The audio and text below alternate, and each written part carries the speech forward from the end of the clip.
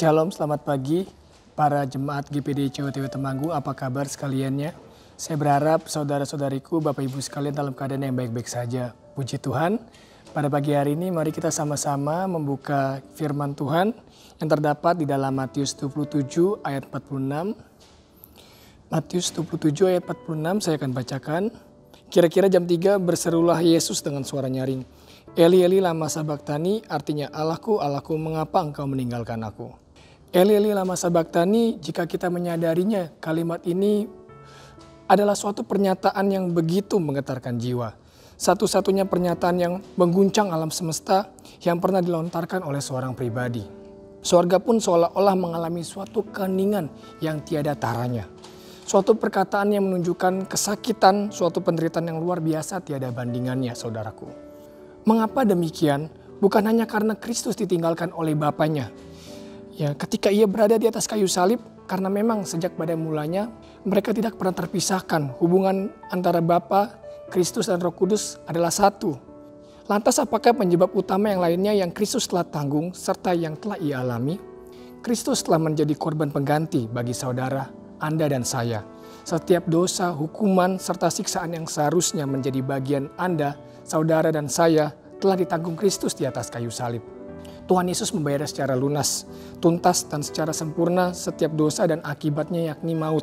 Yesus telah mengalami maut ketika ia di atas kayu salib. Mengapa demikian? Sebelum kita maju dalam pembahasan ini, kita harus mengerti dulu definisi maut yang Kristus telah tanggung bagi kita di atas kayu salib. Maut yang dimaksudkan di sini ialah kematian kedua di dalam neraka, terpisah dari Bapa selama-lamanya, mengalami siksaan kekal yang seharusnya menjadi bagian kita semua umat manusia, tanpa terkecuali. Arti dari maut atau neraka sebetulnya bukan hanya berbicara mengenai siksaan, tetapi di mana di tempat atau situasi itu orang-orang yang berada di dalamnya tidak dapat lagi merasakan kehadiran Tuhan. Terpisah dengan Allah Bapa selama-lamanya. Tidak ada lagi penyertaan Tuhan. Ketika kita masih hidup di dalam dunia ini, apabila kita berseru, memanggil namanya, tentu ia akan menjawab. Dan segera memberikan pertolongannya bagi kita. Hal ini tentu sangat berbeda ketika kita sudah mengalami maut di dalam neraka. Bayangkan saudara, jika Anda ingin berteriak, menjerit, memohon belas kasihan yang begitu rupa sekuat-kuatnya, yang Anda bisa, Allah tidak ada, Allah tidak hadir, dan Allah tidak mendengarkannya. Tidak ada pertolongan, tidak ada jawaban, dan tidak ada lagi penyertaan Tuhan. Itulah definisi maut yang sebenarnya. Tetapi puji syukur kepada Allah, Kristus telah menanggungnya. Eli Eli lama sabachthani, Kristus telah ditinggalkan oleh Bapa untuk sementara waktu ketika ia masih berada di atas kayu salib. Pada saat itu, Yesus berseru dari atas kayu salib kepada Bapanya, tetapi Bapanya seolah-olah tidak mendengarkannya. Kristus mengalami kesendirian. Persekutuan yang begitu manis, yang begitu intim dari ketiga oknum Tritunggal Allah terpisah sementara waktu. Ya, padahal sebelumnya belum pernah terjadi yang demikian dari kekekalan sampai kekekalan. Tetapi untuk saudara dan saya, Kristus rela menanggung itu semua. Perpisahan yang demikian tidak akan pernah terjadi lagi di antara oknum Tritunggal Allah. Hanya terjadi sekali dan untuk selama-lamanya. Kristus telah menanggung dan mengalami maut yang seharusnya ditanggung oleh Anda dan saya. Saudaraku yang terkasih, dengan pernyataan Kristus yang demikian, kita sebagai umat manusia dapat memperoleh kekuatan, penghiburan, serta damai sejahtera yang daripada Allah Bapa yang tiada bandingannya. Apakah sebabnya? Eli Eli lama sabachthani, Allahku, Allahku, mengapa engkau meninggalkan aku? Ketika Kristus ditinggalkan seperti itu oleh Bapa, ketika Kristus mengalami kesendirian dan ketika pernyataan doa Tuhan Yesus seolah-olah tidak didengar oleh Bapa, karena Kristus harus menggantikan posisi kita untuk menanggung maut serta dosa saudara dan saya. Dan hal itu menunjukkan bahwa seperti ada sautan dari Allah Bapa kepada kita semua umat manusia.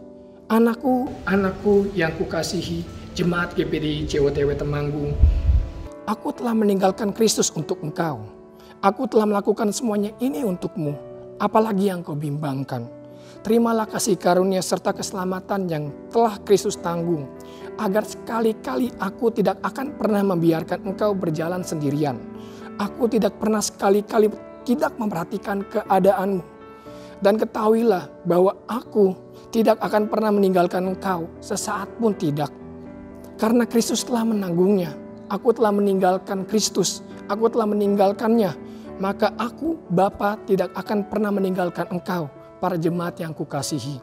Sekarang tidak ada kata, tidak ada pernyataan yang lebih manis yang pernah kita dengar selain perkataan Eli Eli lama sabachthani yang telah diucapkan Kristus di atas kayu salib. Karena Kristus saja diberikan kepada kita, apalagi yang lainnya. Adakah yang lebih besar daripada Kristus?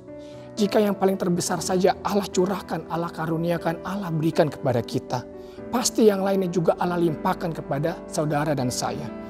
Dengan di tengah-tengah situasi yang tak menentu seperti sekarang ini, percayalah saudaraku, Tuhan sekali-kali tak pernah meninggalkan Anda dan saya. Pergumulan hidup saudara, angan-angan, cita-cita, kesehatan atau bahkan kekhawatiran saudara ada di dalam tangan cinta kasih-Nya. Tuhan kita adalah Allah yang bertanggung jawab, yang akan membuat setiap tanah yang kita pijak menjadi rata. Tuhan yang akan mengubah kemustahilan menjadi sebuah kemungkinan. Ketahuilah saudara-saudaraku bahwa Allah senantiasa ada bersama-sama dengan kita. Apabila kita tetap hidup sesuai dengan kehendak-Nya, sesuai dengan apa yang Ia mau. Jangan sia-siakan pengorbanan Kristus yang telah dilakukannya di atas kayu salib. Cintanya begitu besar bagi saudara dan saya. Apa yang harus kita lakukan untuk menerima cinta kasih Kristus? Apa yang harus kita lakukan untuk menerima cinta kasih yang daripada Allah Bapa? Mengalami persekutuan yang manis dengan Kristus Yesus. Hal yang pertama yaitu kita mengaku dosa kita, bertobat dan jangan diulangi lagi. Jika kita mengaku dosa kita, maka Ia adalah setia dan adil sehingga Ia akan mengampuni segala dosa kita dan menyucikan kita dari segala kejahatan. Maka dari itu penyertaan Allah yang sempurna akan menjadi bagian dalam kehidupan kita. Haleluya, puji Tuhan. Sebagai ayat penutup saya akan bacakan Roma 8 ayat 32. Ia yang tidak menyayangkan anaknya sendiri, tetapi yang menyerahkannya bagi kita semua. Bagaimanakah mungkin Ia tidak mengaruniakan segala sesuatu kepada kita bersama-sama dengan Dia? Puji Tuhan, mari kita semua bersatu di dalam doa. Allah Bapa kami, terima kasih atas penyertaan-Mu sepanjang malam yang telah kami lalui. Terima kasih atas kebenaran firman yang telah kami dengar ya Bapa. Kami dapat memperoleh penghiburan, dapat memperoleh kekuatan bahwa Engkau tidak akan pernah meninggalkan kami. Engkau selalu ada bersama-sama dengan kami karena Engkau telah meninggalkan Kristus bagi kami. Karena kami berharga di mata-Mu, maka Engkau akan terus menyertai kami. Kami berdoa Tuhan untuk setiap apapun yang sedang kami alami, yang sedang kami gumuli, kiranya Engkau turun tangan atas setiap kemustahilan, atas setiap pergumulan, atas setiap kekhawatiran yang sedang kami alami ya Bapa. Di saat situasi yang tidak menentu seperti ini, kami percaya Engkau selalu ada bersama-sama dengan kami. Kami tidak akan takut karena Engkau selalu ada buat kami ya Bapa. Terima kasih Tuhan, terima kasih. Kiranya juga Engkau memberkati setiap sidang jemaat di GPD COWTW Temanggung. Kiranya berkat kasih karunia penyertaan dari Allah Bapa yang sempurna selalu menyertai kehidupan jemaat GPD COWTW Temanggung yang ada ya Bapa. Terima kasih Tuhan, terima kasih. Kami mengucap syukur atas berkat-Mu pada pagi hari ini. Hanya dalam nama Tuhan Yesus Kristus kami panjatkan doa kami. Haleluya. Amin.